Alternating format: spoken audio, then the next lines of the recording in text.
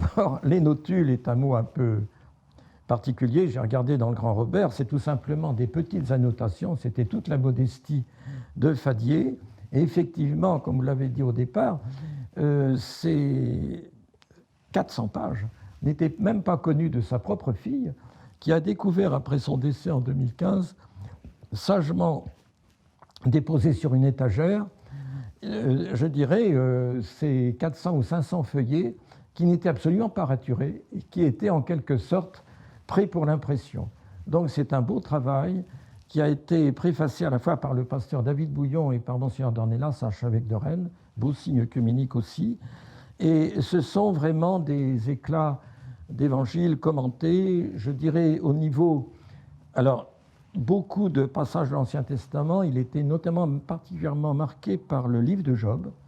Voilà. Et une lecture originale qui n'était pas uniquement pour encenser Job, mais pour montrer aussi ses propres limites. Je laisse au lecteur le soin de regarder un petit peu, pas uniquement pour défendre Job.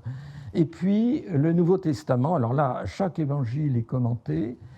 Je dirais qu'une des fraîcheurs d'évangile qu'on peut retrouver chez Fadier, c'est l'enfance. Il a des pages absolument sublimes, qu'on pourrait d'ailleurs peut-être rapprocher de celles de Bernanos, esprit d'œcuménisme qui me vient chez moi. Et vraiment, il y a des passages très très beaux quand il dit notamment que seule l'enfance est capable d'accepter d'être regardée par le Seigneur.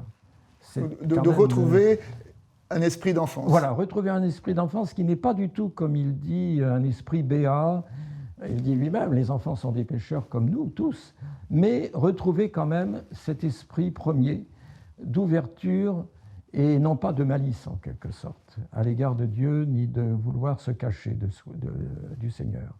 Il y a ça, il y a aussi sur l'amour de Dieu, notamment de très beaux commentaires de la première épître de Jean, et puis des lectures beaucoup plus graves, notamment sur l'Apocalypse. C'est assez fort, notamment pendant la Deuxième Guerre mondiale. Il arrive chez un pasteur et il voit donc un officier de la Wehrmacht en chemise et non pas avec sa propre veste où se trouvait la svastika.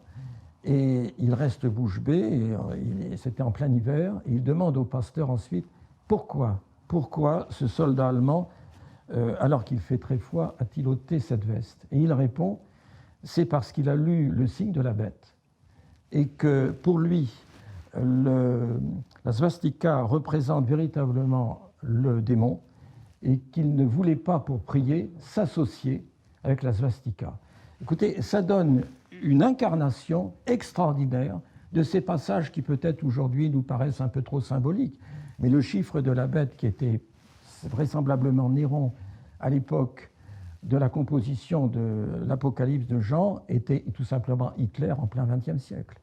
Cela donne un relief extraordinaire de ces lectures.